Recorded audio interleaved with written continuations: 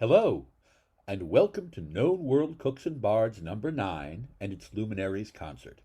My name is Kieran Cantor, and I am your event steward and host. Tonight we are going to be seeing 21 master performers from 15 different kingdoms. Yes, between this and last night's Journeyman concert, the Bardic Arts have successfully represented all 20 SCA kingdoms. Not bad for 3.5 hours. These performers represent a wide variety of styles, and will be entertaining us with song, story, and poem. We'll mostly be hearing original works, some traditional post-period songs, others by fellow Scadians, and a handful of period pieces. The idea for the Luminaries concert was created by Lorelei Sky. This is the 4th of the series. The first couple were at the last 2 Known World Cooks and Bards events, and the third is the first Bardic War. Videos for 1 and 3 are available on YouTube. The second, I don't think, was ever posted. When's number 5? All in good time. For now, sit back, relax, and enjoy our 4th Luminaries concert.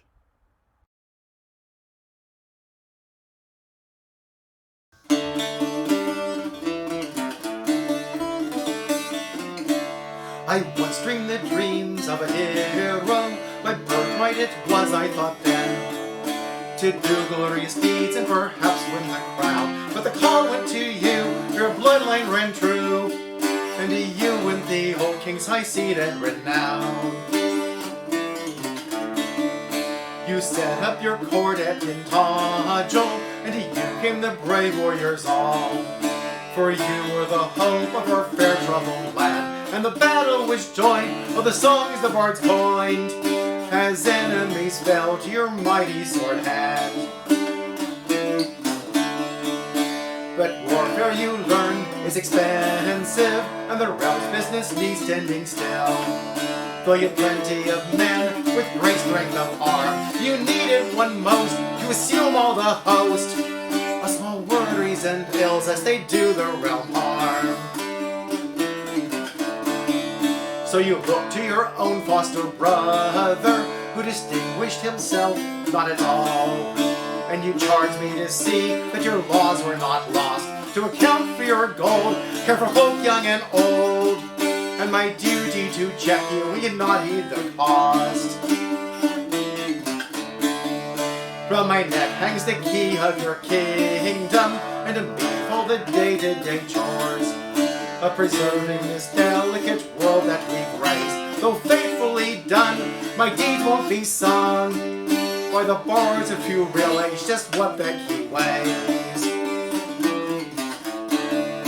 So bow to your king as he strides to his hall, with the fairest of queens at his side, and tell of his knights and their bright deeds of fame, in story and song of a proud reign and long. Then look behind and remember his first servant's name.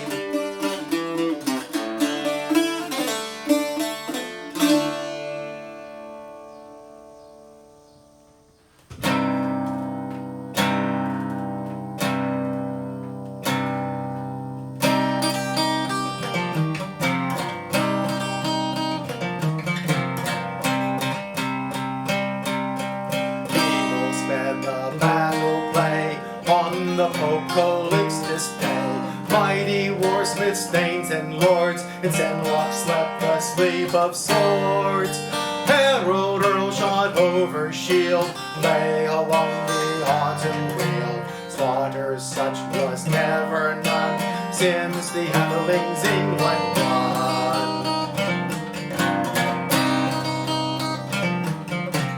Hither Lady Neither came, weeping sore for grief and shame. How may she her firstborn tell? Trenchling stripped him where he fell, gashed and marred his comely face.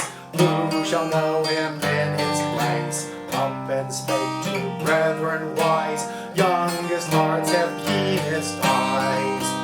Bird that leaves his mother's nest, molds his pinions, molds his crest. Let us call the Swan-Neck here, she who was his leman dear. She shall know him in this town, foot of wolf and scent of hound, eye of hawk and wing of dove, carry woman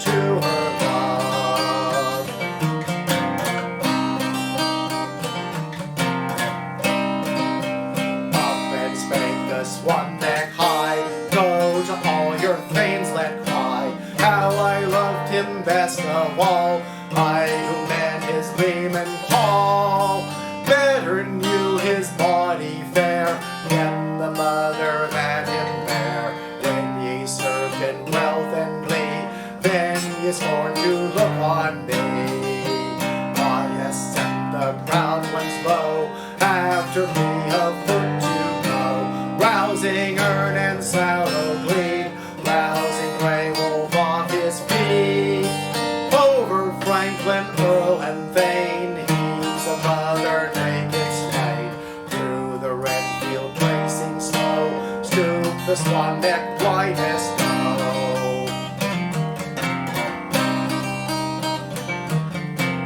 Never blushed or turned away, till she found him where he lay.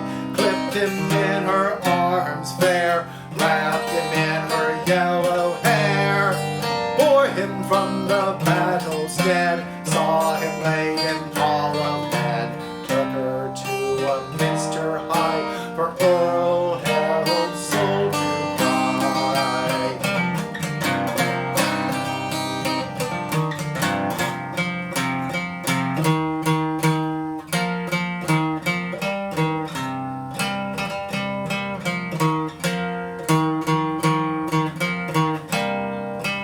Thus fell Harold, bracelet giver, gaze who rest his soul forever. Angles all from thrall deliver, miserere domine.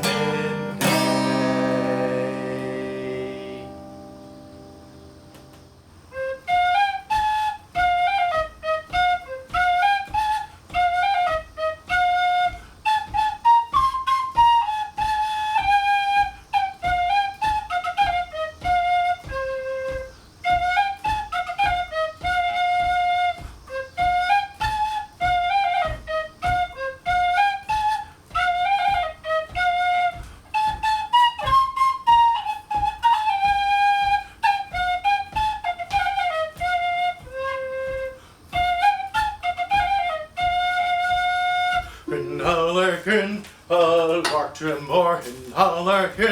Alarc'h, what a lane from well Castellarvor. Din din down, din I'm gone, oh. Din din down, din I'm gone, it's on. Neventivan, dar, Ned, Neventivan, dar, Ned, Hamalus, Ritter, Hollowed. Din din down, din I'm gone, gone is on. Last rap, like our more. Last rap, like our more. Hey, William went up on the gore. Din din down, gone. Din down, gone is on. Dick wet on home through on and pro. Dick wet on home through on and pro. Dick wet is Aussie while hey bro. Gone, oh.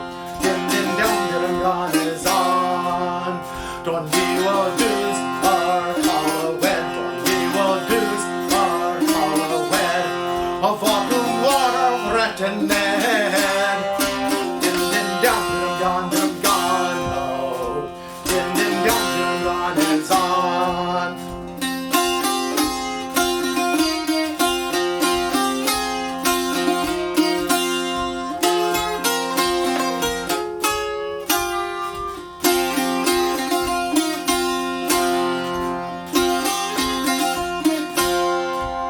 In Alarc'h,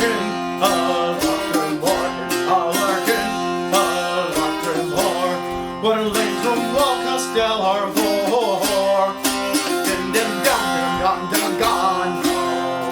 Din din down, is on.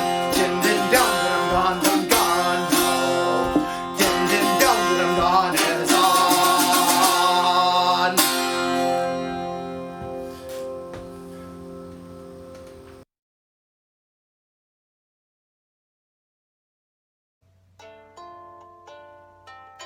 Shall I sing you a charming love song?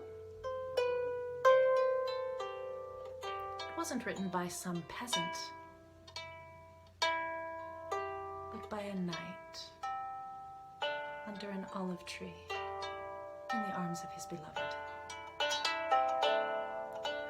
Voulez-vous que je vous chante un son d'amour savenant, il n'avist mehr, eins levist un chevalier, sous l'ombre d'une olivière, entre les bras amis.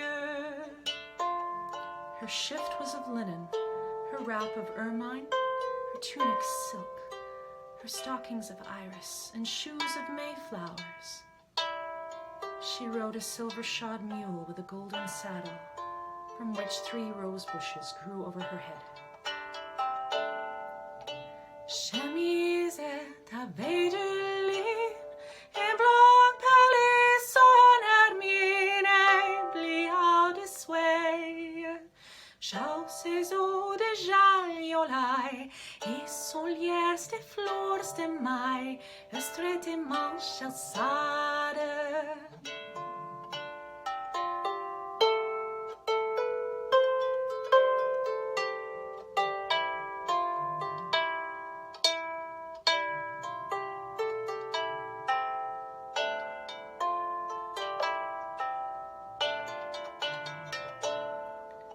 Si j'avais chez un mule d'argentaire à ferrure, là c'est l'Eldorado, sur la croupe par derrière, avait planté 3 rosières pour faire ali ombrage.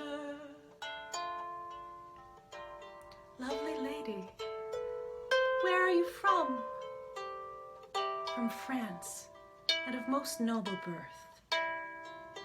My father is the nightingale who sings high in the trees. My mother is the siren who sings high on the cliffs. 620 avant l'après, chevaliers l'ont rencontré, bien l'on saluade. Belle dont estez-vous née, de France suis la loire, du plus haute parage.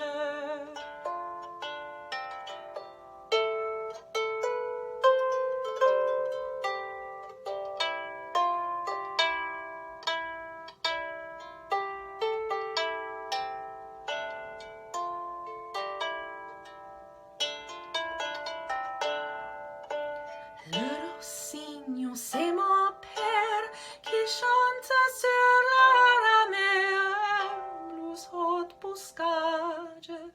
La sirène, elle est ma mère qui chante en la mer salée, elle plus haute rivage. Beauty, you are indeed well born.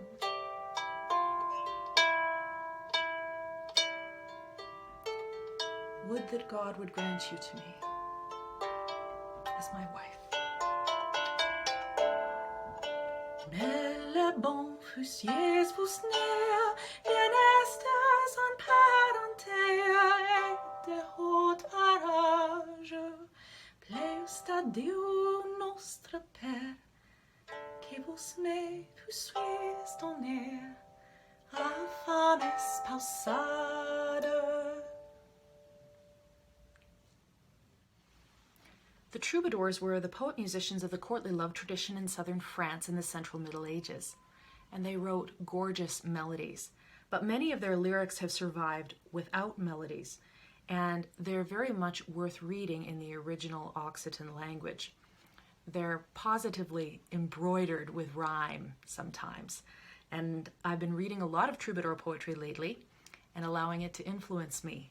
I wrote this song not to be a period piece, because it is not in a period style at all, but to make use of some of the period techniques that I learned from troubadour poetry in terms of structure and rhyme scheme, to tell the story of my own life and where I am in it. So I fancy the troubadour tradition to be still somewhat alive. This is One Summer Was.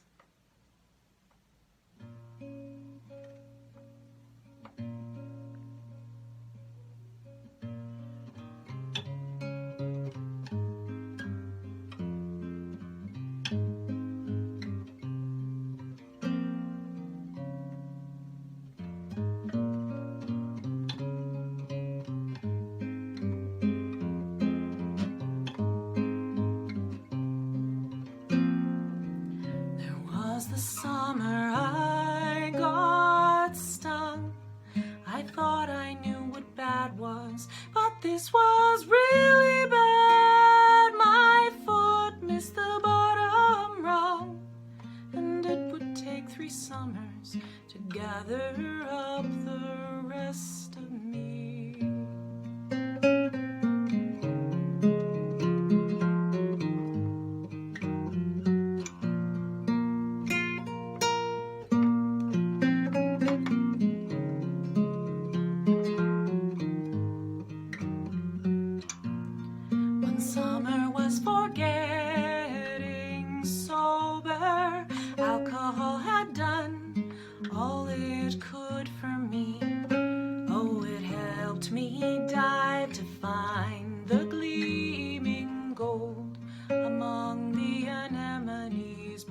Years are dappled with lacunae, and it only promised more decay.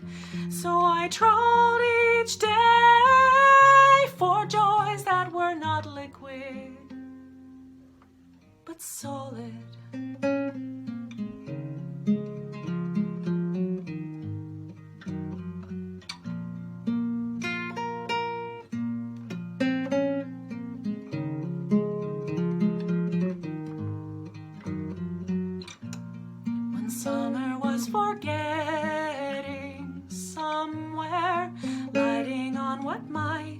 Still be good for me, and learning of the ones I loved who were friends and who might be enemies. Summer was for building, so that soon I'd have somewhere to invite someone to stay, and to find some way to live, not being sure yet what to call it.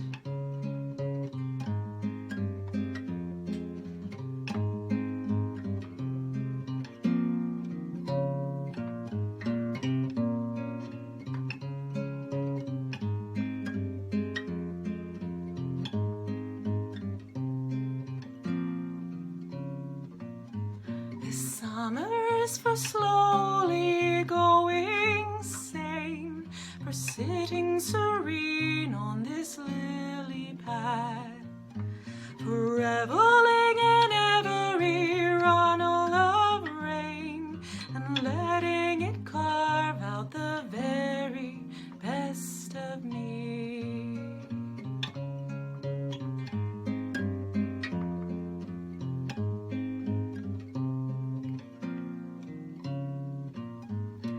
Water flowing through me into streams, and into the daughter that I'm so proud I had.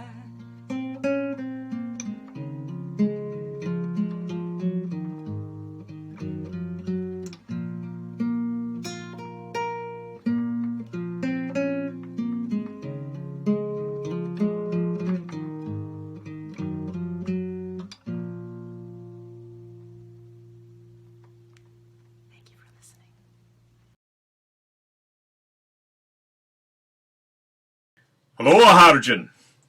I'm Olaf Rorian Q of Atlantia, and for more than a year I have been trapped here in my study with my books. So I'm of a mind to tell you some stories. Now, once, long ago, but not so long as it's not remembered, Bishop William Elphinstone of Aberdeen decided that he wanted to make his church school into a university. And so he sent off to the Pope to send a legate to examine his students. Well, as they were waiting for the legate to arrive, the Bishop Elphinstone began to get a little bit nervous. And so he got together with his students, and they came up with a plan in order to impress the legate. So when the legate arrived, he was headed down the road to Aberdeen, and he saw a farmer by the side of the road, and he said, Farmer, is this the road to Aberdeen? The farmer looked up and in perfect Latin said, Yes, this is the road. Just keep down the way and you'll get there. Ooh, said the legate. What a wonderfully educated community where even the farmers can speak Latin. I went further down the road, and as he came to the edge of the town, he saw a wheelwright working upon a wheel, and he said, "Oh, there, fellow, if I follow this road, will it take me to the cathedral?"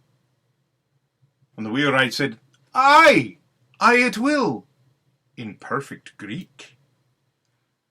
"Just go down this road," said the wheelwright. "Ooh," said the legate. "What a wonderfully educated community, if even the craftspeople speak Greek."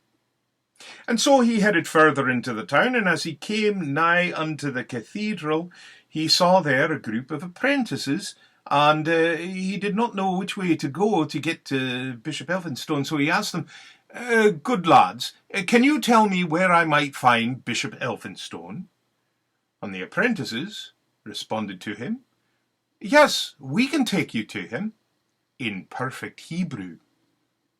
"Ooh," thought the legate. "Oh, what a finely educated community, if even the apprentices speak Hebrew." And so the apprentices, who, like the crofter and the wheelwright, were actually students in disguise, led him to Bishop Elphinstone. When he came into Bishop Elphinstone's study, he said, "Good Bishop, I have never been so impressed with the level of education in a community. I mean, your farmers speak Latin, your craftsmen speak Greek, and your apprentices speak Hebrew. Oh, I will have to give your students an even more stringent exam. Therefore, I will give them the examination of the signs." "Oh," said Bishop Elphinstone, "that sounds wonderful. I'm sure they will enjoy it. Let me go get my best student for you." And he hurried out of the study. He went to his students and he said, Wait. The legate wants to give you the examination of the signs. Have any of you ever heard of the examination of the signs?" All the students said, "No, we've never heard of that. We don't know what to do." And they all began to panic and babble among themselves when the gardener spoke up. "Oh, wait, I'll take care of this for you. Tell you what you do. You give me one of the students' robes. I'll put it on. I'll go into the study, and I'll take the exam. Now, obviously, I'll fail the exam, but then you can reveal that I am simply the gardener, and I can tell your students what the exam is." Well, they thought this was a great idea. And so they gave one of the student robes to the gardener and straightened up his hair a little bit and sent him in. And when the gardener got into the room, there was the legate, sitting in a chair, staring at him coldly. Gardener didn't know what to do, so he just waited, and then the legate held up a single finger. Gardener blinked for a moment and then held up 2 fingers. The legate sat back, looking slightly concerned. Then he reached into his pouch and pulled out an apple. Gardener, seeing this, reached into his pouch and pulled out an old crust of bread. The legate leapt to his feet. Oh my God! I've never seen such knowledge before!" And he raced out to the study to where Bishop Elphinstone was, and he said, "Bishop, your church school is now a university. I have never seen anyone handle the examination of the signs as well as your student did. I mean, I held up one finger, the sign that there is only one God. And your student held up two fingers, showing that there is God and Jesu, the dual nature. So I held up an apple as the symbol of the fall from grace, and he held up a crust of bread, the symbol of salvation through the sacraments.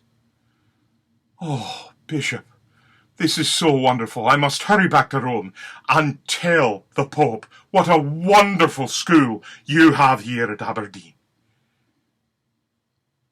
Once the legate had left, Bishop Elphinstone went to the gardener and said, "What the devil did you do? How did you know the signs?" The gardener said, "I didn't know nothing. He held up one finger like he was going to poke out my eye. So I held up two fingers to show him I'd poke out both of his. Then he pulled out an apple like he was going to throw it in my head. I didn't have anything heavy, so I pulled out my lunch and I was going to throw that at him. And then he ran out of the room." And that is how Aberdeen became a university. Now, I think I have time for one more short story. This is a story about bards, about performers. Now, many people poo-poo performers. They say we bards, we minstrels are not anything. But I tell you, we are some of the most powerful folk. Once, long ago, William the Bastard of Normandy took it into his head to become King of England. And so he came over to England with his great Norman knights to try to defeat King Harold. Well, King Harold had gotten word of William's coming and had marched directly south after killing Harold Hardrada and his brother Tostig, and arrived at Baden Hill, where he and the Saxons set up a shield wall. The Saxons stood there atop the hill, giving the typical greeting to foreigners. "Out! Out! Out!" Well, the Norman knights looked up at that shield wall and they said, "Ha ha ha, William, sod this, we're pissing off home.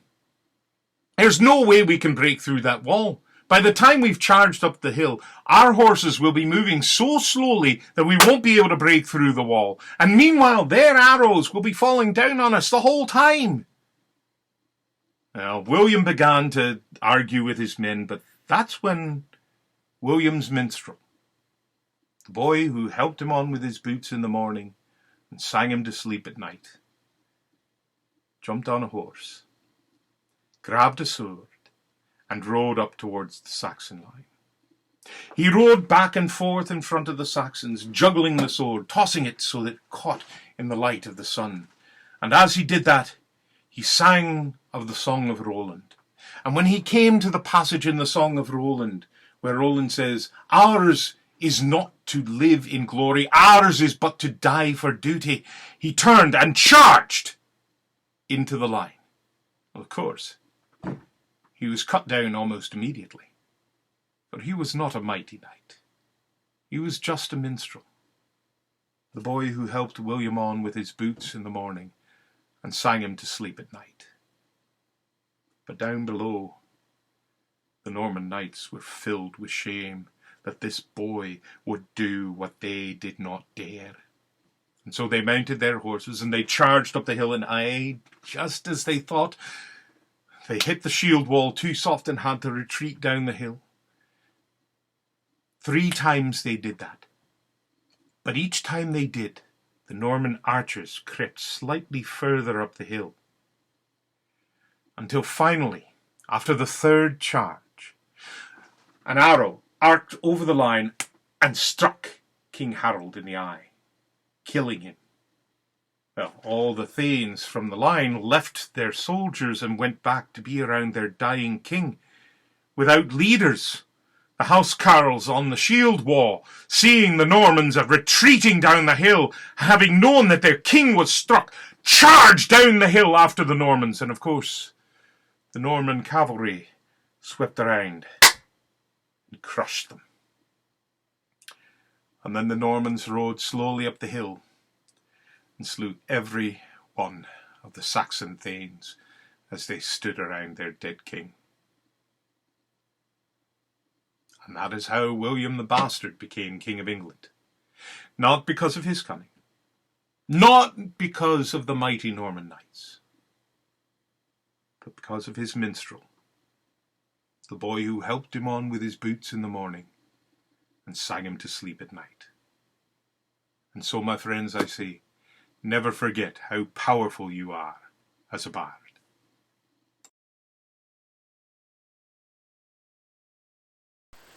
Greetings, good gentles. I'm Dame TSivia Boss Tamara of Amberview, the person with the double capital letter at the beginning of my name that people have trouble spelling or saying.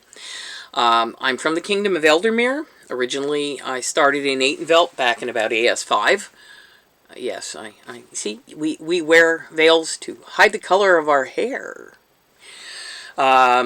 Moved with my family up to what was then the Mid-Realm.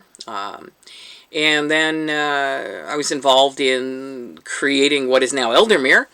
So I didn't leave the Mid-Realm, but the Mid-Realm left me, and I left with Ealdormere. And so I'm a proud citizen of Ealdormere. So the first song is original words and music by me. It's called The Five Things. And to me, they embody the best of the 5 things that the SCA is a truth for, a place to share and have shared values. There are 5 things comprising the dream we all share. Sing honesty, loyalty, courtesy, fair.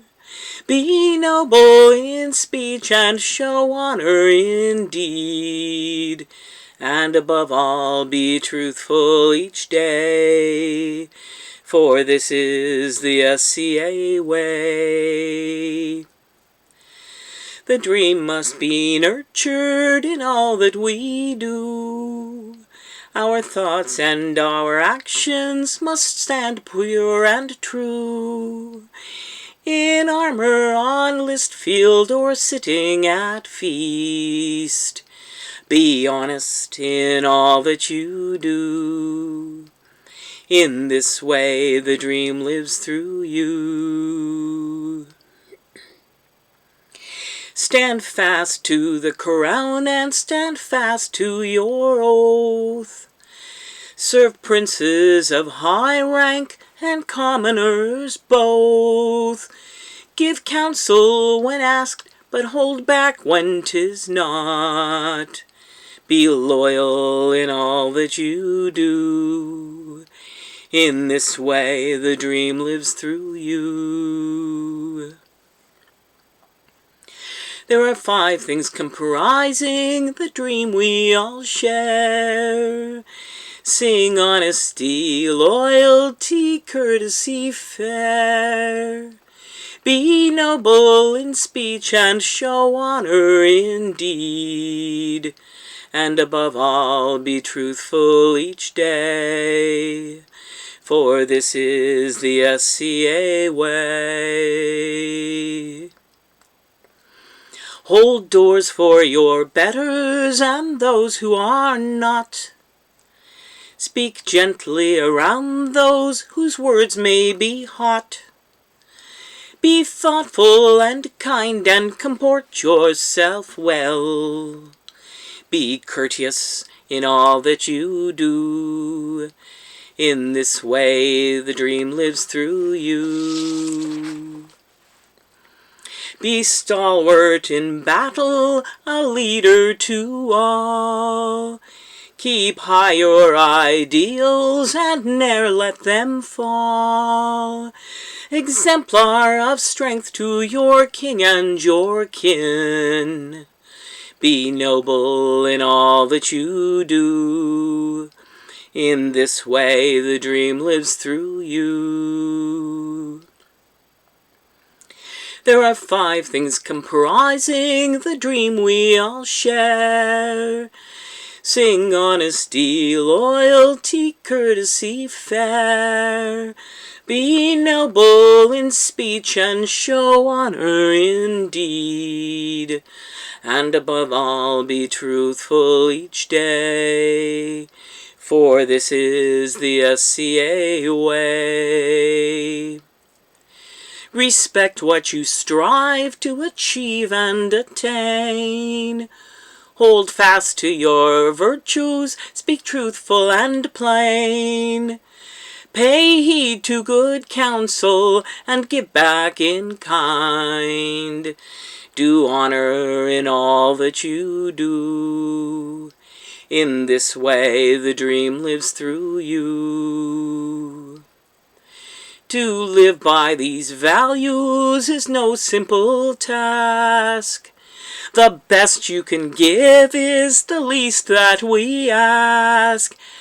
And one day you too may sit proud on the throne. Be mindful in all that you do, for in this way our dream lives through you. There are 5 things comprising the dream we all share. Sing honesty, loyalty, courtesy fair. Be noble in speech and show honor in deed. And above all, be truthful each day. For this is the SCA way. So my second song, and they were the result of sitting around a campfire at Penzance, and you love me wee lovely plaidy here in my great Norse gown. And my question was, well, what happens if you're actually a Scot, but you're allergic to wool? So this is what happened. A wee bairn was born in the wilds of the Highlands, as hearty as other children seemed to be.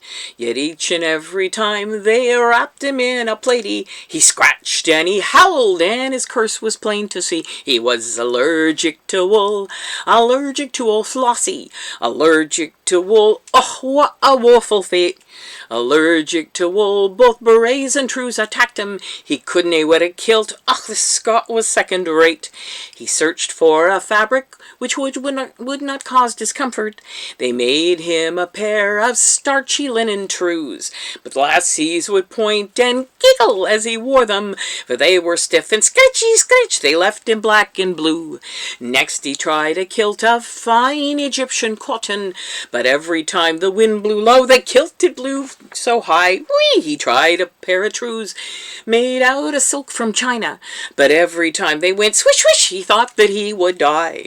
He'd not find a lassie while wearing swishy silkies, and so to boost his image, he tried a kilt to hide. He should have worn the darn thing of soft and supple leather, Corinthian. But the squeakity squeak of each bloody step made him sit and cry. One day the lowland lassie came looking for a laddie. She heard of the Highlanders' woolly tale of woe. She sidled up behind him, and in a voice so sultry, she whispered in his ear, "Silky boxers I can sew." Though he's allergic to wool, he's now made peace with Flossie. He's found him a glass to fix his woeful fate. His braes and his trews no longer may attack him. He may not be regimental, but his wife says he's first rate. He may not be regimental, but his wife says he's first rate. Drop the sheep and no one'll get hurt.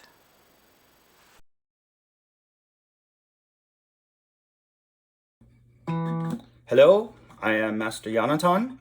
The first song is called The Look. When the revel time is over and you're ready for to go, you might stop at a convenience store, some chocolate for to own. While hunting for some M&Ms, your neck it starts to cook. You turn around and suddenly you're faced with the look. The look, the look, the scary mundane look. Well, you turn around and suddenly you're faced with the look. It's a tourney day on Sunday, playing volleyball in garb. With our bodices and tutors, the Mondays will alarm. When a naked man walks slowly by, his head he sadly shook. But all of us, we really know he's giving us the look, the look, the look, the scary mundane look. But all of us, we really know he's giving us the look. Perhaps it's now near wartime, on the highways you will drive, with poles and pikes and swords and such tied down to the top side. When in your rearview mirror by some flashing lights you're spooked, and as the officer approaches he is giving you the look, the look, the look, the scary mundane look. As the officer approaches he is giving you the look. You see it in the grocery stores, you see it in the malls, by parents with protective arms or hiding behind walls. They laugh and point and giggle as they pass along your way, but you kinda wanna choke them when they ask, is this a play? The look, you see it every day, but you really wanna choke them when they ask, is this a play?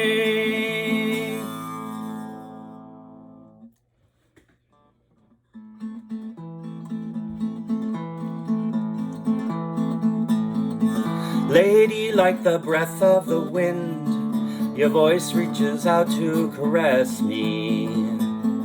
And like flowers that bloom in the sun, your beauty does seemeth to bless me. Come walk with me along the shady lane, and in my palm would you please place your hand. Do not turn your face from my gaze, but let your eyes rest upon me. And seeketh not to turn away, for such actions would gravely wound me. And then to me she nodded with a smile. My hand in hers, we walked a pleasant mile.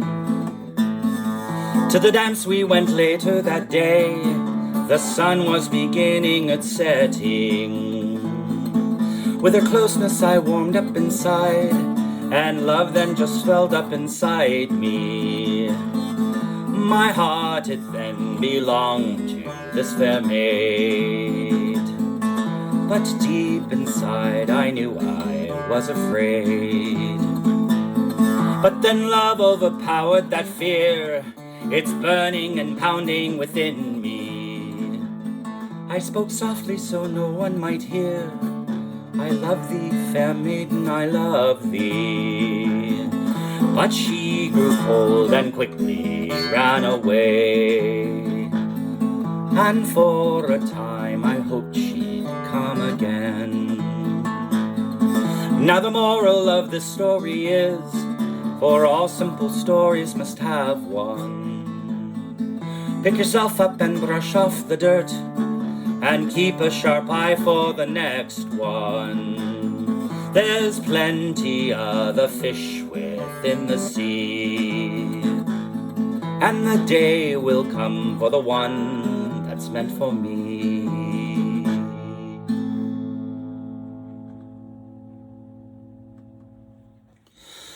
Maxwellton's braes are bonny, where early falls the dew.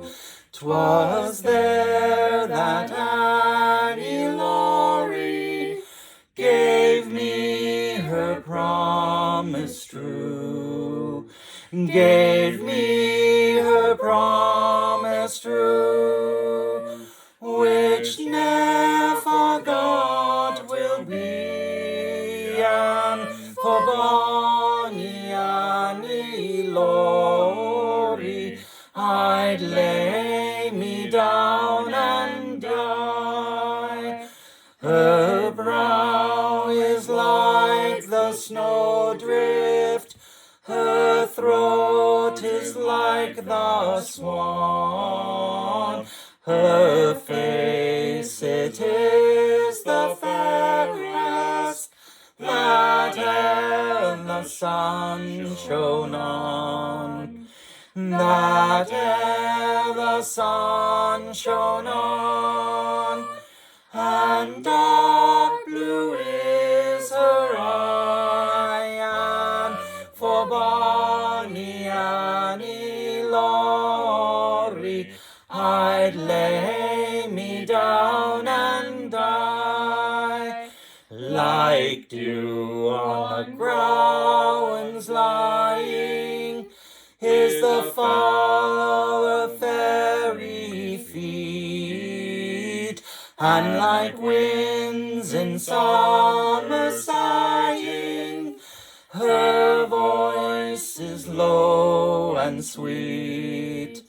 Her voice is low and sweet, and she's all the world to me, and for bonny Annie Laurie I'd lay me down and die.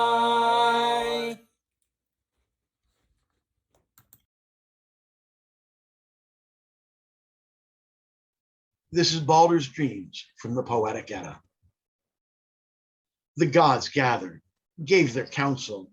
Goddesses great would give their words. What had worried the wise and strong were Baldur's dreamings of death to come. Up from council, Odin arose, set a saddle on Sleipnir's back. To Misthel commenced riding. Garn sat growling at gates of hell. Bloody-breasted, bounded hellhound, furious barked at father of spells. Odin pressed on, passing the beast. Hard did High One's hoofbeats resound. At Hell's own hall, halted his ride. At east entrance, Odin unhorsed. Asiris slept there. He saw her grave. Spell of speaking, he spoke to corpse. Whispered her words, unwilling came. What is your name, unknown to me, man who has made my mouth to speak? I was snowed on, I was rained on, dew has soaked me, dead have I been. Call me Wayfarer, I'm Warfare's son. Tell of Mistel, Midgard I know, for whom are heaped high the arm rings, brent benches brilliant and brimmed with gold. For Baldur is brewed beer that foaming, shining liquid with shield above. Ill the omens over the gods. Leave me alone. Loath have I spoken. Cease not saying, Osiris, your words, till have been told the truths I seek. Who is the killer of kind-faced Baldur, and Odin's son will send hither? To Hell's own hall, Hoth will send him. Blind one will steal his brother's life. From blameless Baldur, breath will he take. Leave me alone. Loath have I spoken. Cease not saying, Osiris, your words, till have been told the truths I seek. Who will avenge the vile killing and send to sick Hell, slayer of Baldur? High one's infant from hills western, Wally the wild will waste no night, not curls combing, nor cleansing hands, till Baldur's slayer he sends to hell. Leave me alone, loath have I spoken. Cease not saying, Osiris, your words, till have been told the truths I seek. What is the name of winged beloved Odin most dreads will droop in flight? Known are you now, not as Wayfair. I see Othin, oldest of gods. No Cirrus you, sorrow bringer, Loki's mistress, mother of ills. Home to your hall, high with proud breast. Spells won't spur me to speak again. till loosed Loki will lead the dead. Doomed are the gods when dead men roam.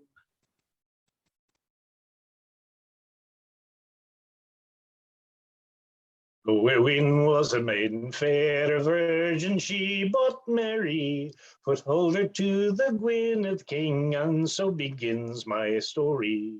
Hlodowechssun, we the pretty prince, conceived a passion for her. 'Twas doomed for virgin must she be, to be the king's foot holder.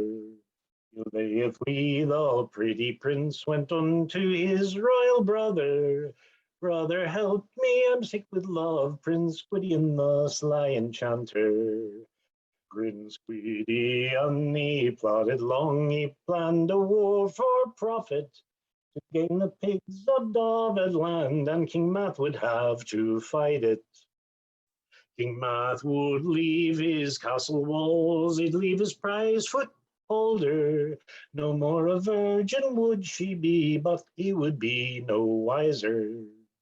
Enchanter and the pretty prince took 10 men on that journey, departed south for David land, dressed as bards for King Ruaidhri.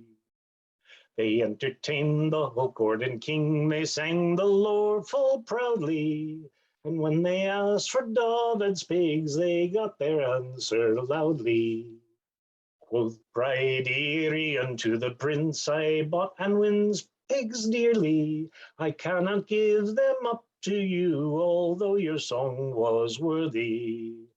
That night the prince he conjured long, bright shields from mushrooms boldly. He conjured horses and hunting hounds with collars gleaming goldly. He brought the horses and the shields and greyhounds to Ruaidhri, departed north with Anwin's pigs, but he was sore and weary. Ruaidhri lost like fairy gold his horses in the dawning. He raised an army marching north in anger at their cunning. The men of Gwynedd, they marched forth to war and bloody battle. King Math was marshal at their heads to hear the foe's death rattle. Gwydion and Hlodowechssun, they sought the royal foot holder. The pretty prince took her forcefully, but from it he got no pleasure. She kicked and screamed, she kicked and cried, she pinched him while he prodded. No passion would she give to him, for indeed he had marauded. They journeyed back to Gwyned's camp, they fought to battles running. They broke the David host that day, but Ruaidhri was now cunning. Ruaidhri challenged Gwydion with axe and shield and spear, which he accepted with delight. The enchanter had no fear. They fought from break of the dawn till noon, they fought from noon till evening. Enchantment won out over brawn, and Ruaidhri ended bleeding. When Math returned to his castle walls, Gwyn she told her story. He raised her up and made her queen to give her back her glory. Gwydion and Hlodowechssun, we were barred from food and drinking, till submission made they to Math, their act had been unthinking. King Math, he struck them with his staff, he made a mighty spell casting. He turned them into stag and doe, for a year the spell was lasting. When the year had come and gone, each struggled with his fate. A stag, a doe, and a gentle fawn came walking to Math's gate. The little fawn was taken up, Ithrin became his name there. He turned the children of the court and grew up to be a man there. King Math, he struck them with his staff, he made a mighty spell casting. He turned them into boar and sow, for a year the spell was lasting. When the year had come and gone, a clamour by the gateway, a boar, a sow, and a piglet young, on Achrin had his name day. King Mathy struck them with his staff, he made a mighty spell casting, he turned them into wolf and bitch, for a year the spell was lasting. When the year had come and gone, the punishment was ended. A wolf, a bitch, and a strong wolf cub named Bladewind were soon befriended.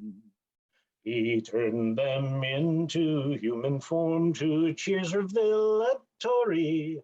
They had brought pigs into the world, and here I end my story. Come all you good people and hear my sad story. The old king is dead with his prowess and pride. He conquered a lady with magic and glory, but then tried to love and was empty inside. Sir Thranduil dwelt in his castle by cliffside and spoke to the powers of forest and tree.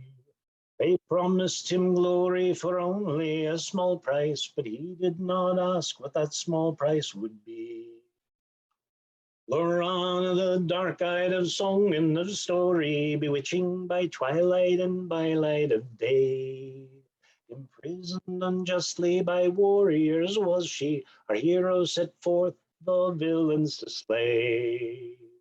So Thranduil rode from his castle by cliffside, and something was with him that no one would see.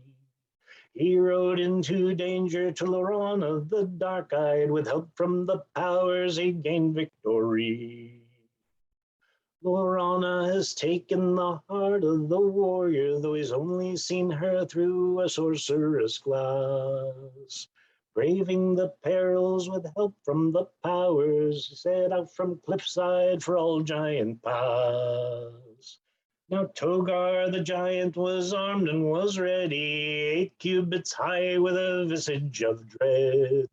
But Thranduil challenged, the battle was mighty, then the giant fell back, for he lopped off his head.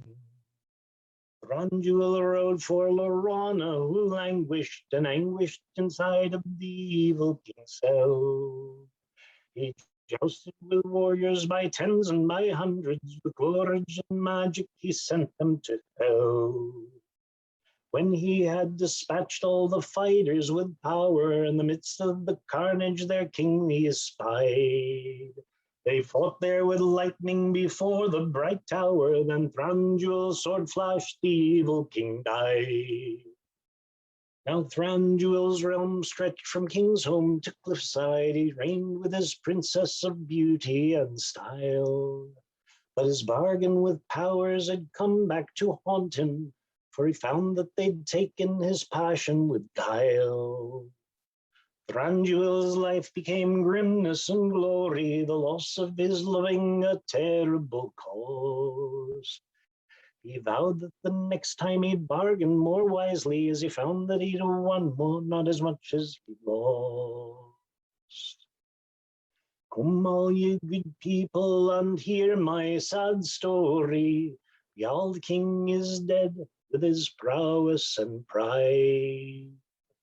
He conquered a lady with magic and glory, but then tried to love and was empty inside. He de Coldrig came to battle for to crown his lady fair, to enthrone the pretty maiden, for that reason he was there.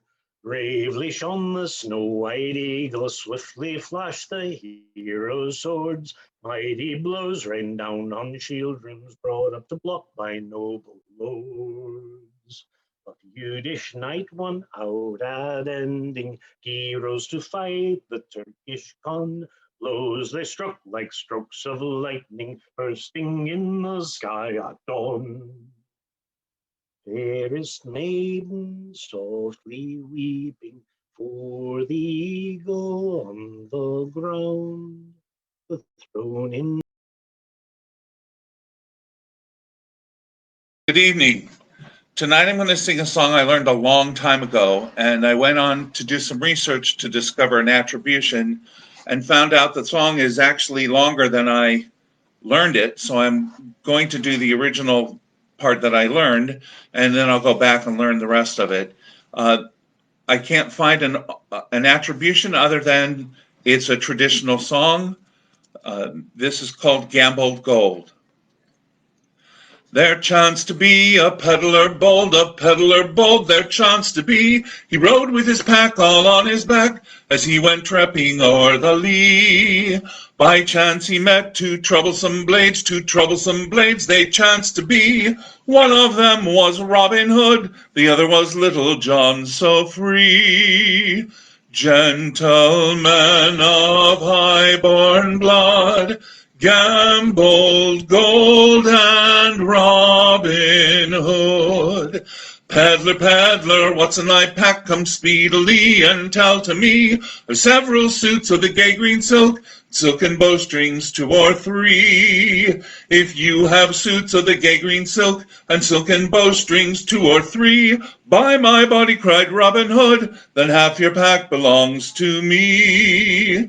Gentlemen of high-born blood, gambled gold and Robin Hood.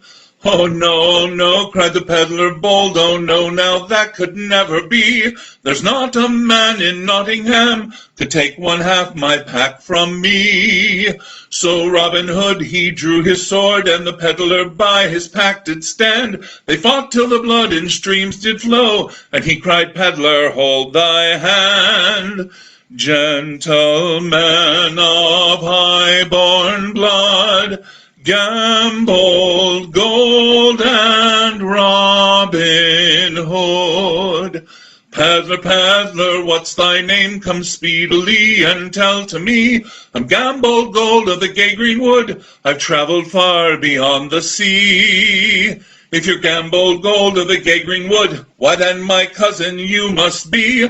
Let's away to a tavern near, and bottles break most merrily. Gentlemen of high-born blood, gambled gold and Robin Hood. Gentlemen of high-born blood, gambled gold and Robin Hood. Have a great night, everybody.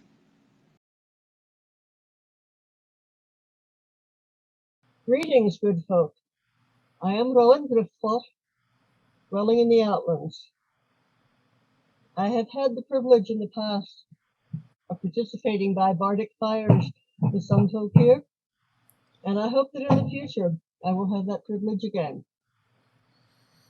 The first thing I am going to do for you tonight is something I wrote a long time ago, when I thought, what in the world am I doing standing up here beside the fire? And this was my answer. Beside the fire, I, storyteller, stand, warden of worlds, gatekeeper to a dream, a vessel to the tale, held in my heart and hands and voice, the power to make seem that what was once, upon a time, lives still and stands before you now, brought forth to show a crown new won, a prophecy fulfilled, or heroes of 1,000 ages gone. This deed may not be done by one alone. As yours to hear, mine is the task to weave a web of words by which the story's shown, and by my art so turn your eyes to see new worlds revealed in song or verse or tale. Look not at me, but where I part the veil. Who can command the winds to blow and forbid the waves to sound? And who can prop your red heart's blood that is spilled out on the ground. Who can command the kings of the earth, the clans and all their kin, and who can catch back your parting breath that was lost upon the wind, and who can draw starlight from a well or wine from out a stone? Who can call back the bird of life from out your breast has blown?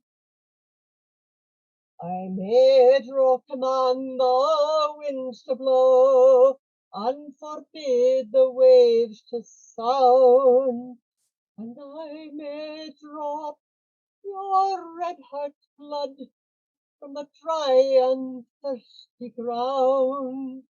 I may command the kings of the earth, the clans and all their kin, and I may call back your parting breath lost upon the wind, and I may draw starlight from a well or wine from out a stone, but I cannot call back the bird of life from out your breast has flown.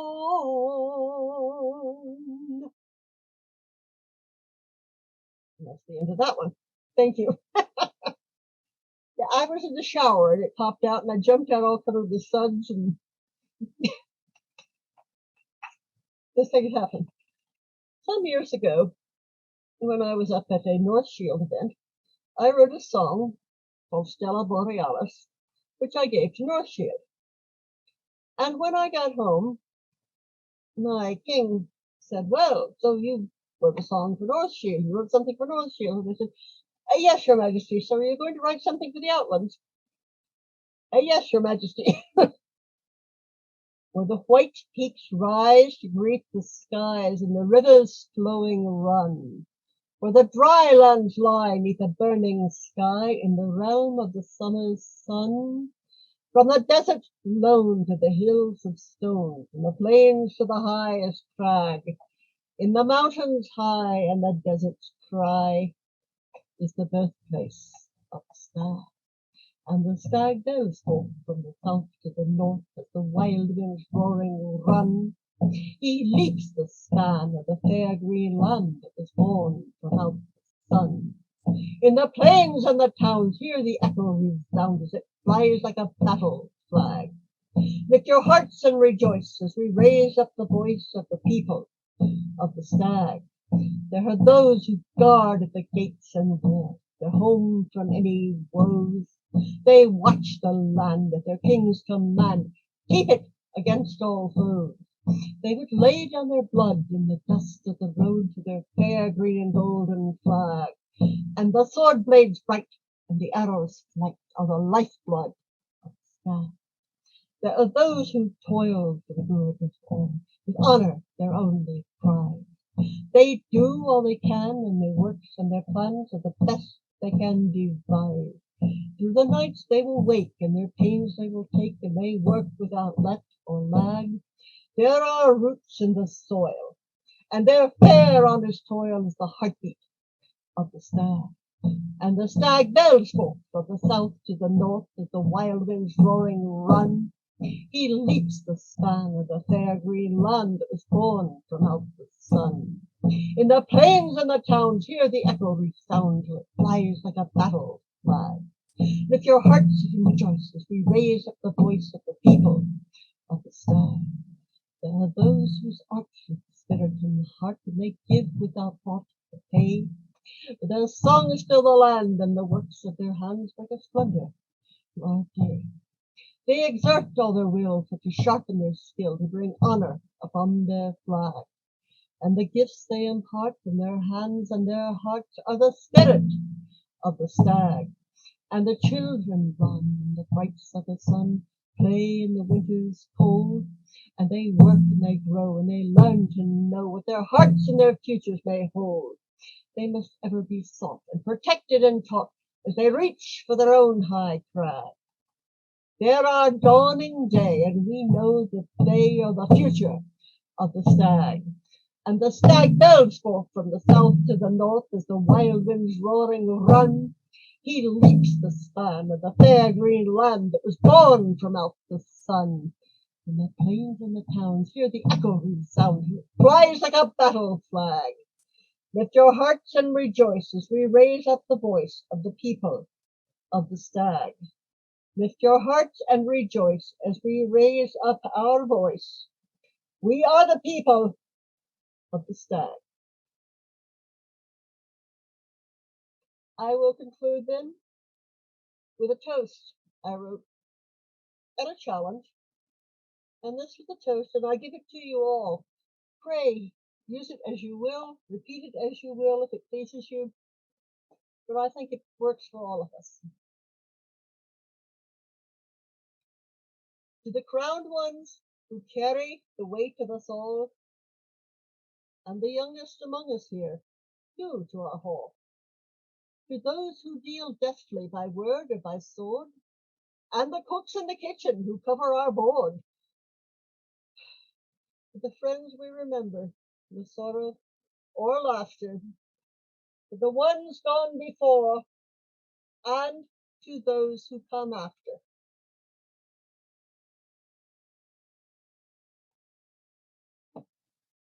Good night, and joy be with you all.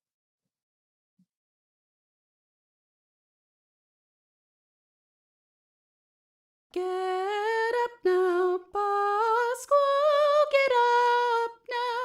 The flock to Granada lead it, for they say it's been defeated. Get up, move quickly and hustle. Take your old dog and your poke. Get your sheepskin and your cloak, your shawm and crook, move your muscles. Let's go see the merry bustle In the city of fame we repeat it, for they say it's been defeated. Looks like you think you can fool me. Don't you think I can see right through you? Even more I'll bet than you do. I wish it were fallen truly. So far no one's given, you'll see The proof that their story needed when they said it's been defeated. Oh, for God's sake, heaven bless it, you always think I'm lying. I'm sorry for even trying. Next time I'll just make you guess it. Move, get up, let's go and test it. Quickly come as I've entreated, for they say it's been defeated. Better to think of our duty, we'd better tend to the cattle, or they'll wander toward the battle and turn into Moorish booty. Let's pipe up a tune of beauty. This gossip should go unheeded, though they say it's been defeated. Well, let the livestock go wander, let them go wander our ways. It's safe already to graze, in quiet peace they can wander. Look now toward the sky out yonder. See the smoke that climbs to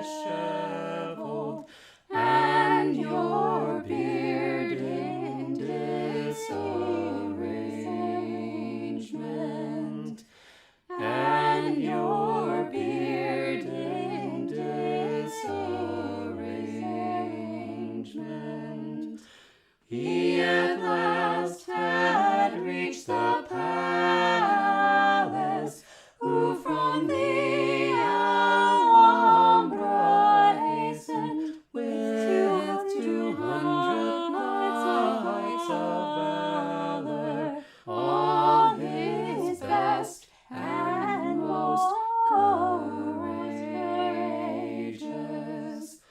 all his best and most courageous.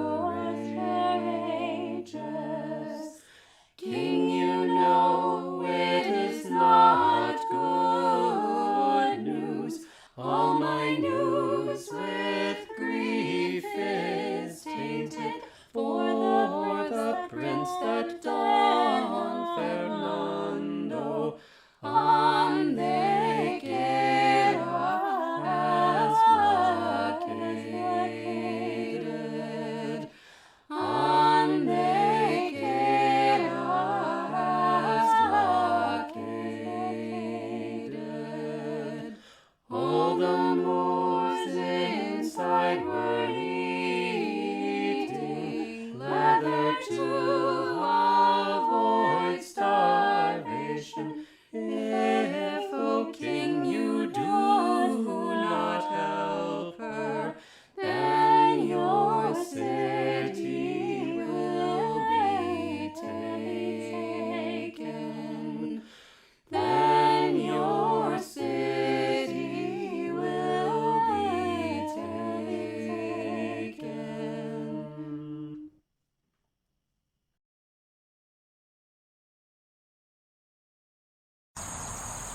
This is from Aegel's saga.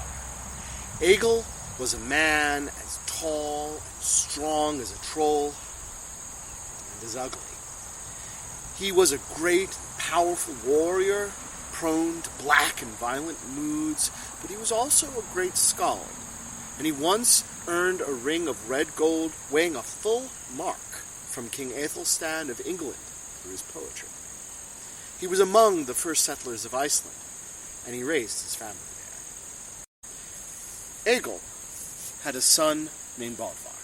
Baldvar was a fair and promising youth with a good disposition. In truth, he reminded Aegel far more of his long-dead brother than he did of Aegel himself. Aegel loved his son deeply, and Baldvar was very fond of his father in return. One day, Baldvar was helping some of Aegel's servants transport some lumber by boat. The wind sprang up against the tides, and the seas were in violent commotion. The boat sank. All aboard were drowned. When Aegel heard the news, he rode his horse down to the shore where the boat's wreckage had washed up, and he found his son's body. He held his son before him on his horse, and then he rode to the burial mound where his father was interred. With his own hands, he broke open the mound, and then he set his son beside his father. So great was his exertion that he split his hose and tunic along the side. Then he closed up the burial mound, rode to his farmstead, and shut himself in his bed closet. No one dared speak to him. The next day, Aegel would not emerge from his bed closet, nor would he accept anything to eat or to drink. His wife grew very concerned about him, so she sent word to their daughter Thorgerd, who lived about a day's ride away with her husband and her family. Thorgerd immediately gathered some of her men, and then she rode all night until she came to her father's stead. When she arrived there, she spoke briefly to one of the servants, and then she entered the main room of the steading. Her mother greeted her and asked her if she'd had any supper. Thorgerd replied in a loud voice, "I have not eaten, nor will I until I am gathered up to Freya. I know no better way than my father's, and I would not think to live on after he and my brother." Then she marched over to Aegel's bed closet and shouted, "Father! Let me in. I want to go where you go." Egil opened the door and looked down upon his daughter. He said, "You do well to follow me, daughter, and you show me your great love. Who could think to live after such a tragedy?" Egil led Thorgerd into his bed closet, and for a while they sat in the darkness and the silence. And then Egil spoke. "How is it, daughter? Are you eating something?" Thorgerd replied, "I am chewing seaweed, so I will be worse off than before. Otherwise I think I might live too long." Egil said, "Is it bad for a person to eat seaweed?" Thorgerd replied, "Very bad. Will you have some, father?" Egil said, "Very well." He accepted some of the seaweed, and he chewed on it for a time. Then Thorgerd called out for some water. She said, "That is the trouble with chewing seaweed. It will make you thirst all the more. Will you drink, father?" Egil said, "Very well." The servants brought them a horn, and Egil took a deep drink out of it. But then Thorgerd exclaimed, "Father, we are tricked! That is milk!" Egil was so angry he bit as large a hole out of the horn that his teeth would allow, and then he dashed it upon the floor. Thorgerd said, "What are we to do now that our purposes are foiled?" "Father, I think it would be better if we were to live. You could write a poem for Baldvar, and I will carve it onto staves, and then you can recite it for the funeral feast. I do not think that Baldvar will get a proper funeral otherwise." Egil said, "I find it unlikely that I could write a poem.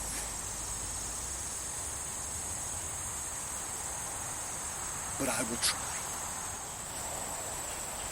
Though it was very difficult at first, Egil did write a poem regarding the death of his son. When he finished it, he recited it for his family.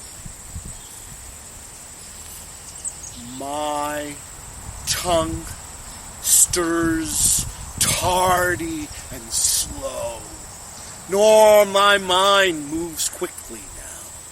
Hard to budge your heavy thoughts, and make mead meter here. Strife maker stole this small surf. Once it flowed freely, but now, not eager is Odin's theft, hard to draw from heart's fastness, since my son on sea tumult lost his life. Blow the waves down within the dark blood of Ylmir's neck. His end took him. For my kin have come to fall like a tree o'erturned in storm, harsh burden, bearing the corpse of dear one from the dwelling place. The sea has sorely struck me, left me bare of bosom friends. The sea snapped my son's life thread. A strong strand was stripped from me. If my suit with sword could press, I would end the alesmith's days. Could I kill the kin of storms, Aegir's might would meet my steel.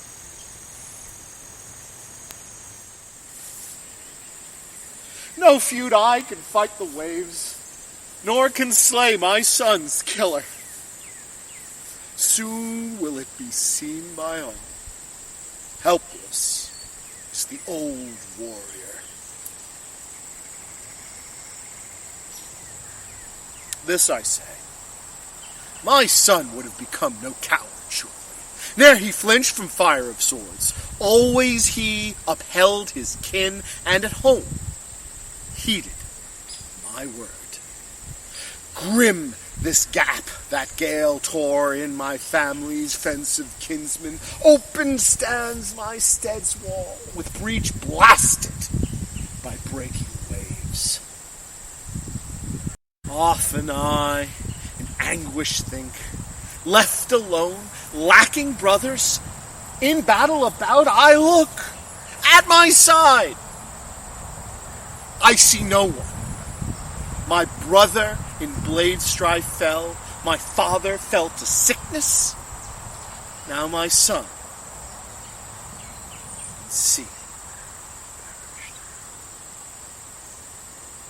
Hard to find a friend to trust anywhere in all Iceland. Men care not for kinsmen slain, and barter brothers for rings. Odin took up to God's home the ash that out of me grew, the sapling, the son of me and my wife, who mourn his loss. Well, I stood with Strife-Maker, trusted him as true-hearted, until he turned on me, shorn me of my shield of kin. I bow not to battle lord, raven god has wronged me sore. Yet Mimir's friend has made to me for this harm some high amends. The great God has given me a fault-free, unfailing skill. Drink of dwarfs drawn from my breast, a verse boat to bear my son. Hard my lot, for hell waits nigh, and stands o'er my stead for me.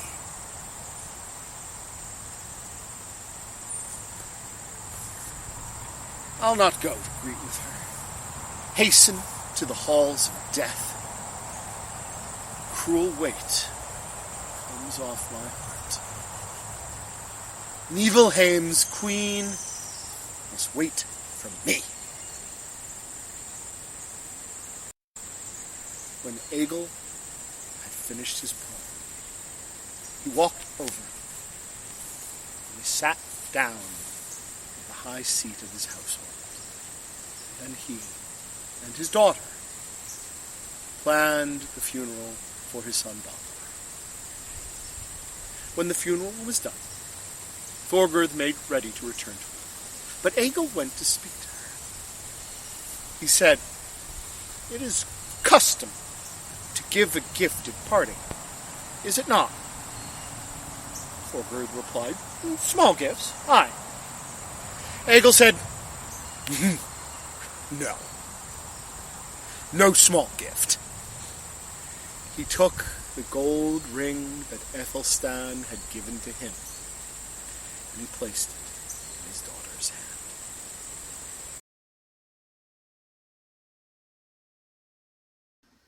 You have heard of Brunhilda, she of the golden hair, the golden-voiced Valkyrie. You have heard of Singlinda, lover of Siegfried, bearer of Balrog. I bring you a song this eve of the origins of Reginleif, Valkyrie, daughter of the gods, peace-bringer, spear-carrier, chosen by Freya to carry the honorable slain to Odin's hall, chosen by Odin to bear mead to the honored dead. For some women come to the sword by fate, and by the fire in her blood. I, a blacksmith's daughter, arms and ferry gain his trade, taught to weave by mother, warp and weft and loom and braid. My word is not domestic, my fate warriors call, fly with sisters in Asgard, leaving Midgard's family hall. I will make my armor bright, folded steel, wetted blue, take my arms, take horse, take flight, join my sisters in the night. Plate to bind my breast, breast, guard my heart never broken, greaves to guard my leg, hip to ground my spear evoken, shield block my foes' attempt to shrieve my life immortal, helmet hide my eyes, my golden braid, my coif of chainmail. I shall make my armor bright, folded steel, wetted blue, take my arms, take horse, take flight, join my sisters in the night. Set aside the loom, I'll go down in blaze of glory, cool hearth and still the bloom, take my place in song and story, leave threads of quiet life, I'll look danger eye to eye, no man shall make me wife, brand your sword in bright blue sky. I shall make my armor bright, folded steel, wetted blue, take my arms, take horse, take flight, join my sisters in the night. Sisters in the sky, I come to join your battle justly. Fly into the night, side by side, our blood burns hotly. Smite our common foe, for Valhalla now we ride. Scream challenge to the night, from our rage you cannot hide. I shall make my armor bright, folded steel, wetted blue. Take on, take horse, take flight, join my sisters in the night. I shall make my armor bright, folded steel, wetted blue. Take my arms, take horse, take flight, join my sisters in the night. I light this candle ere you go upon a journey I can't follow. Light candles as you traverse trackless ways. Light from these candles to peel back the darkness of this night. Light passage through the veil as you cross from mortal sight. If you find they weigh your heart against a feather, and you're fearful it may sink as like a stone, all those you gave compassion to throughout your waking days, their hands will lift the scales with memory of your aid. If you stand at the river's ferry, your fiat has been well paid. 3 judges fear not as they contemplate your fate. Elysian fields await as the cutter casts away. We light these candles ere you go upon the journey we can't follow. Light candles as you traverse trackless ways. Lighting candles, pushing back the darkness of this night. Light shining through the veil as you cross from mortal sight. If you depart defending others as a warrior in this world, the Valkyrie will escort you to Valhalla, to join with honored friends entering that great hall. Together sing, spin tales, prepare where Ragnarok may fall.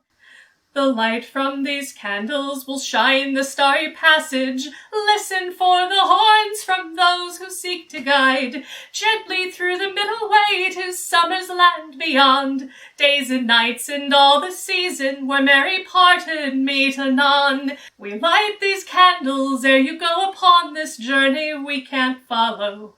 Light candles as you traverse trackless ways. Lighting candles, pushing back the darkness of this night.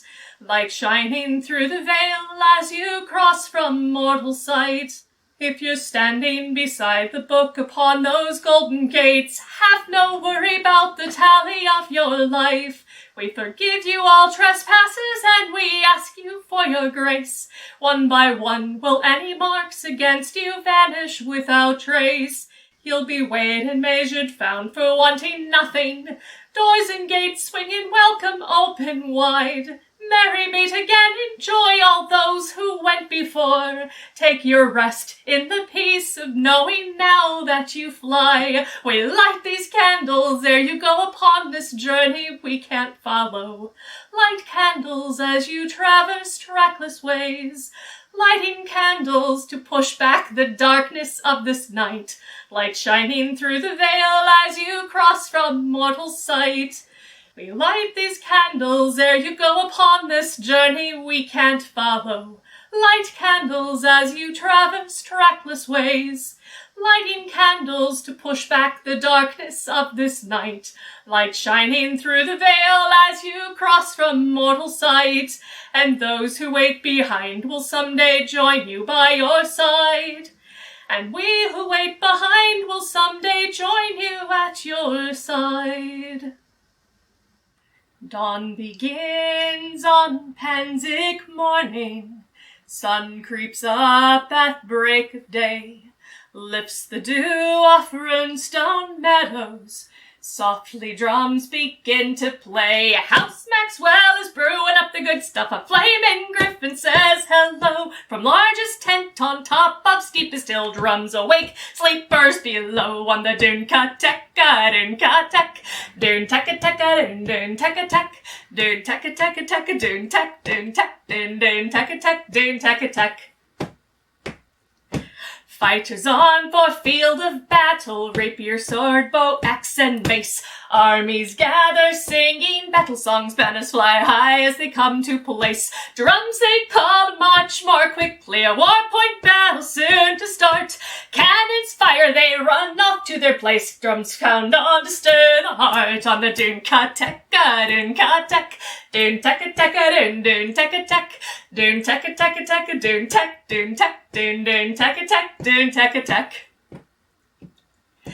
Afternoon sun is hazy, many things to fill the day. Go to class, browse a marketplace, take a nap in a patch of shade. Stop for a snack at the Inn of Vagabond, frozen chocolate sets me right. Watch dancers through gauzy window shades, drummers improv in fading lights on the Doon-ka-teka, Doon-ka-tek, Doon-teka-teka, Doon-teka-tek. Doon-teka-teka-teka, Doon-tek, Doon-tek, Doon-teka-tek, Doon-teka-tek. Panzik knights start off slowly, steal a dance, pavon with grace. Bardic fires to sing in harmony, walk with friends to Chalkman's place. As I wander on in the darkness, another sound beckons me in. Through the gates of the Casa Bardici, dance until dawn to the drums within. On the Doon-ka-teka, Doon-ka-tek, Doon-teka-teka, Doon-teka-tek, Doon-teka-teka-teka, Doon-tek, Doon-tek, Doon-teka-tek, Doon-teka-tek. I stumble home on Panzik morning. Starlight fades from dawning sky, lifts the dew off runestone meadows. Drums call out as I walk by. House Maxwell is brewing up the good stuff. A flaming griffin says hello. Turn towards my camp, start another day. Drums awake, sleepers below on the Doon-ka-teka, Doon-ka-tek, Doon-teka-teka, Doon-teka-tek, Doon-teka-teka-teka, Doon-tek, Doon-tek, Doon-teka-tek, Doon-teka-tek on the Doon-ka-teka, Doon-ka-tek, Doon-teka-teka, Doon-teka-tek. Doon-teka-teka-teka, Doon-tek, Doon-tek, Doon-teka-tek, Doon-teka-tek. Hello, I'm Arianwy Wen. I'm a Welshwoman from the Kingdom of Drachenwald. I was given a barony for, it was said, the height of low behaviour. Most of my poetry and stories concern those people who are liminal, those people who appear in the shadows of stories, who are not given their own voices. A lot of the time, this is women. And if you want to see a lot of folk tales and fairy tales and dramatic monologues that I've rewritten Shakespeare for example, you can find my book with paper for feet, and I've included a link at the end of the screen share so that you can copy it down. I'm screen sharing for accessibility, so that you can see as well as hear. Now, my second book that I remember owning, my first book was a book of poetry. The second book I remember owning was Greek and Roman mythology. It was orange, might have been Roger Lancelin green, orange with a picture of Bellerophon and Pegasus on the cover. So one day, thinking, not usual, but you know, there it goes. One day thinking, I rewrote the Odyssey, as you do, because I thought Odysseus in the Trojan War took 10,000 men from Ithaca to Troy. It took him 10 years to get home, mostly because he spent 7 years with the nymph Calypso. And out of all those 10,001 people who went to Troy, how many people actually made it back to Ithaca? Now, I'm hoping you're all shouting at the screen, but because this is a video, I'll tell you, one person made it back to Ithaca, Odysseus. And you know, that's a hell of an attrition rate. So I wrote this poem from the point of view of one of the extras, and all of the exploits mentioned are mentioned in the Odyssey. Bearing witness. What kind of a man ties himself to the mast without even a knife in his boot? It was 3 hours later that we noticed him signaling, halfway to Scylla and Charybdis before we untied him. We enjoy a laugh after all. It's all very well weaning yourself off opium, lotus, whatever, but when your reward is to tie yourself to the underside of a goddamn sheep, well, there are sheep at home, that's all I'll say. And pigs. Pigs! Not a one of us got a look in while he, the big O, screwed Circe's brains out. So good he just had to go back. So sorry your mum died, she said the second time, cooing, those big, dear eyes, long legs, pulling him back down on the bed. We knew whose wand had the pulling power, but Odysseus had a thing about size, not skill. Holy moly. So, yeah, we knew the signs. 10-year contract with over 7 years left. No sign of Ithaca. Not good odds. And down we were younger after a year of acorns. 600 cattle. We fancied a steak. Oh, he told us no. But you know, after the trip out, the whole war, the flesh eaters, the singing birds, there's only so much no you can take. We were shipwrecked. Of course, only one survivor. And Odysseus, free of us, fell on his feet, another dame with a C, Calypso. 7 years there, and then a princess. Well, we wait at this ditch for a hint of blood. Bastard.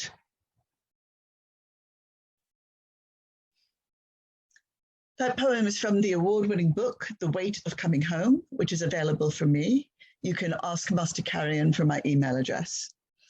Fairy tales, folk tales, dramatic monologues are in With Paper for Feet, which was published by Arachne Press in 2017. And there's a link there on the screen to the Arachne Press. Thank you very much, and I hope you enjoyed the poem.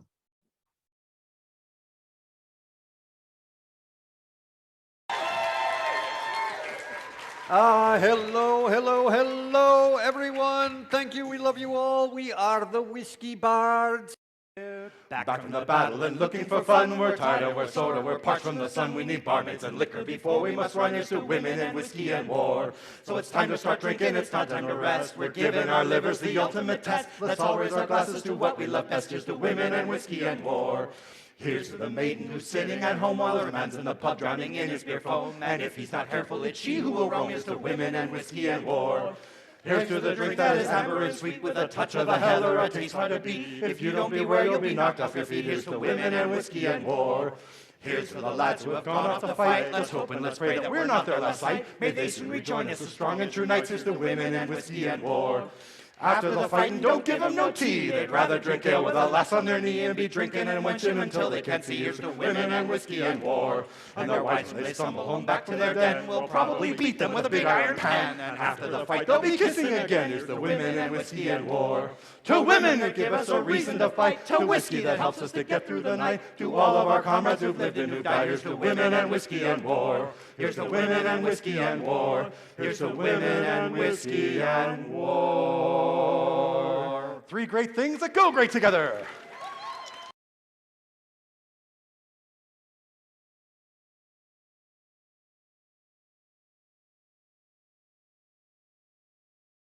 So, my lords and ladies, as was mentioned earlier, we are the Whiskey Bards, and hey, somebody likes us. We must not completely suck.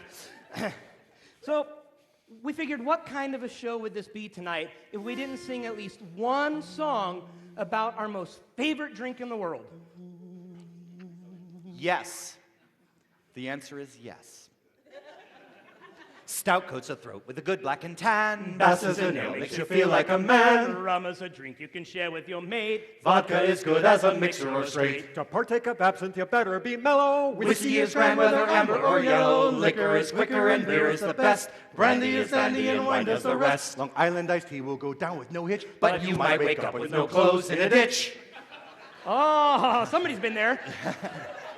Smooth Irish cream to mate with your coffee, and butterscotch brandy that tastes just like toffee. Golden champagne bubbles tickle the nose, and raspberry cordial helps loosen her clothes. Liquor is quicker and beer is the best. Brandy is dandy and wine does the rest. Sour mash squeezins will rot your insides. So follow with Jaeger to smooth out the ride. Peppermint schnapps will sweeten your breath. Straight up Lefroy sends you straight to your death. Tequila to kill ya, it's what you should drink. Ruby red wine makes philosophers think. Liquor is quicker and beer is the best. Brandy is dandy and wine does the rest. Sweet taste and bourbon will strike up a chord. Refreshing hard cider, you'll never grow bored. Tully sweet nectar will bring you great luck. Drink with a lady, you're bound to get kissed.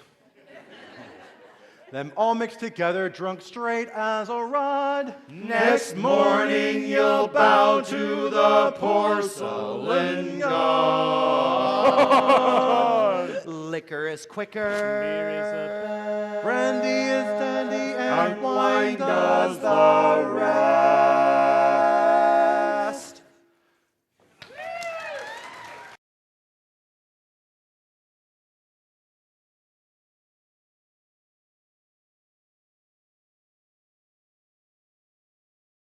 We want to talk a little bit about, the pirates that are out there.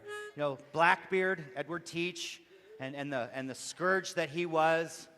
But there were lady pirates out there too. And some of them are out in the audience right now. And apparently there are a few ladies in here who would like a little pirate in them as well. Anyway. Nice booty. There is also kind of a moral to this particular story that I'm about to sing. It's don't be that guy.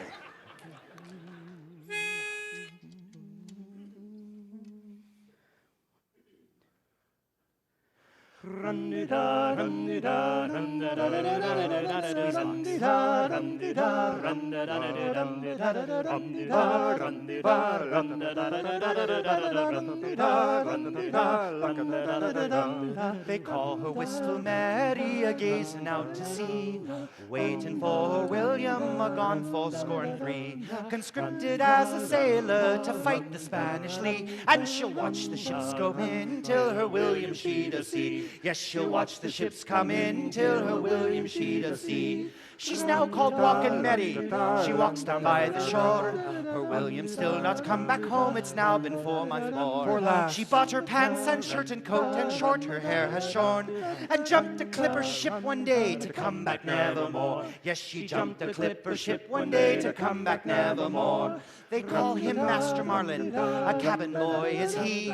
The crew taught him sword fighting, from the captain learned to read. The gunner taught him how to shoot, and I both dead and keen. She became the greatest privateer to sail the 7 seas. She became the greatest privateer to sail the 7 seas. And now she's first mate Marlin, the crew follow her lead. Her secrets kept behind closed lips as she sails on the sea. Until a fateful moment in a pub one day on leave, when she saw her William laughing there, alas upon his knee. Yes, she saw her William laughing there, alas upon his knee. She screamed and angered Mary, and out she pulled a gun. The fidget sparked, the panic flashed as William tried to run. The ball caught him betwixt the eyes, poor William, he was done.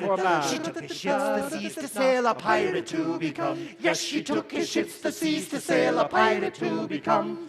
And now she's devilish Mary, a terror on the seas. And many a proud sworn captain will she brought them to their knees. Beware the lasses burn just once, go shilling before you please. And take your ships, set you adrift, to drown in the salt sea. Yes, she'll take your ships, set you adrift, to drown drown in the salt sea. Yes, you'll walk the plank, greet Davy Jones, and drown in the salt sea.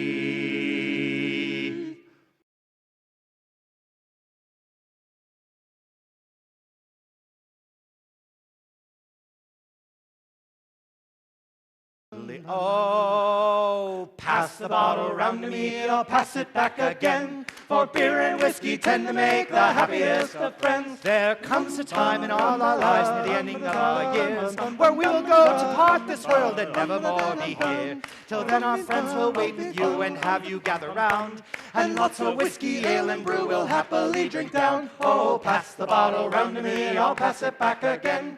For beer and whiskey tend to make the happiest of friends. The Japanese have sake, the Frenchmen wine and drums. The Germans have their kegs of beer, and pirates they drink burr. But we drink juice of the body with water from a spring. It makes us feel so light and cheerful as we start to sing. Oh, pass the bottle round to me, I'll pass it back again. For beer and whiskey tend to make the happiest of friends. Now, Nate, he was a friend of ours, worked at a whiskey mill. One fateful day into a vat, he sadly took a spill. He fended off our efforts when to save him we all tried, and drank his fill 9 times round till happily he sighed. Spit it out! Oh, You didn't pay for that! Round to me, I'll pass it back again. For beer and whiskey tend to make the happiest of friends. Hats off, everybody. It's time for another Whiskey Bard patented sad verse. We pulled it out and took him to the local great mortician, who sadly said, "He's gone, me boys. I'll take him for cremation." But Nate's body had been in so long the whiskey marinade. When they put him on the fire to burn him on the fire, he burned for 8 days straight. Oh, pass the bottle round to me, I'll pass it back again. For beer and whiskey tend to make the happiest of friends. Now Charlie saw the devil coming crossly. So Charlie said, "Hey, devil, you do not frighten me." Because the song says, "Whiskey, you're the devil." So then whiskey you must be. And poof, the devil turned into a flask of sweet whiskey. Oh, pass the bottle round to me, and I'll pass it back again. For beer and whiskey tend to make the happiest of friends. Now, as we say our fond goodbye to the pub and all our friends, and stagger blindly drunk for home, that's somewhere in the glen. We'll smile at all our tales and songs we share there with our mates. Wait. Shut up, you. It's left hand red. Medieval Twister. I'm not going for right hand for the black spot. And wish for you a tasty brew and the happiest of fates. Oh, pass the bottle round to me, and I'll pass it back again. For beer and whiskey tend to make the happiest of friends. Oh, pass the bottle round to me, I'll pass it back again. For beer and whiskey tend to make the happiest of friends. Hey!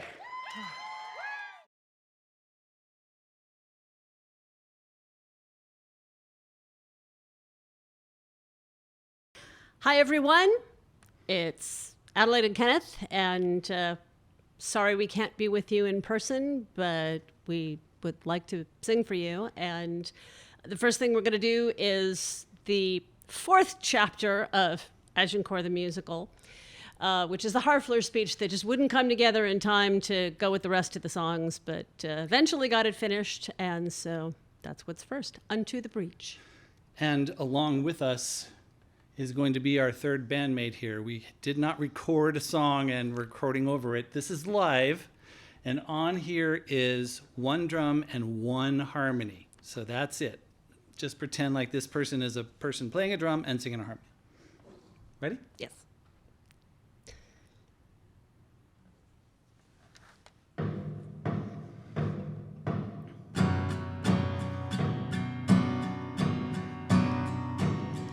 There's nothing so becomes a man in time of peace and calm as modesty and humbleness of heart. But when the blast of war resounds, no longer hares become the hounds that strain within their slips upon the start. Then imitate the actions of of a tiger on the hunt. Make stiff the sinews, summon up the blood. With rage disguise your nature fair, and lend the eye a fearsome glare, and break upon their walls like any flood. Once more, run to the breach, dear friends. Once more, the battered shield defends. The swords that rattle, ready for the charge. The game's afoot. Do noble deeds, and following where spirit leads, cry God for Harry, England, and St. George. Hold hard the breath and bend up every spirit to its height. Now set the teeth and stretch the nostrils wide. On, you noblest English then, whose blood is fet of warlike men, like Alexander's tempered in the tide. Your fathers fought upon this ground from morning until night, and sheathed their swords when foemen were no more. Dishonor not your mother's pride, but like your sires become a guide to lesser men, and teach them how to war. Once more, run to the breach, dear friends. Once more, the battered shield defends. The swords that rattle, ready for the charge. The game's afoot. Do noble deeds, and following where spirit leads, cry God for Harry, England, and St. George. And you good yeomen, able men, whose limbs are English made, now show us here the mettle of your breed, and let us swear you thus begot a worthy stock, which I doubt not, for here is ready company indeed. For there is none of you so mean, so base-born, and so vile, that hath not noble luster in your eye. So close the wall with English dead, or charge for home with heart and head, and rally to the breach upon this cry. Once more, run to the breach, dear friends. Once more, the battered shield defends. The swords that rattle, ready for the charge. The game's afoot. Do noble deeds, and following where spirit leads, cry God for Harry, England, and St. George. Once more, run to the breach, dear friends. Once more, the battered shield defends. The swords that rattle, ready for the charge. The game's afoot. Do noble deeds, and following where spirit leads, cry God for Harry, England, and St. George. Cry God for Harry, England, and St. George.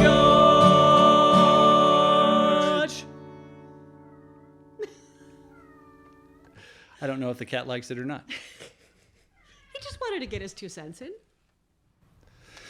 And welcome to our second song in our short 2-song set for this event. This one is the final song in the Agincourt, the musical group of songs. So we know you know it. Sing along. We can't hear you, but please sing along. Because we want you to. And as before, and as always from now on when we do videos, we are joined by our third band member here, who is doing only 1 drum and 1 voice. So it's not like we have a full orchestra back here, just to give us a third harmony. And so he's going to ask for more money. Stop talking about it. Okay. Here we go.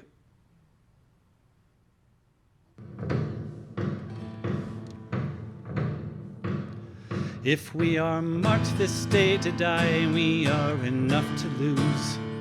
But if we live, the fewer men, the greater fame accrues. I pray you wish not 1 man more who thinks to claim a share. For we have honors fairly won, and there is none to spare. We band of brothers, For if you shed your blood with me, you are my brother.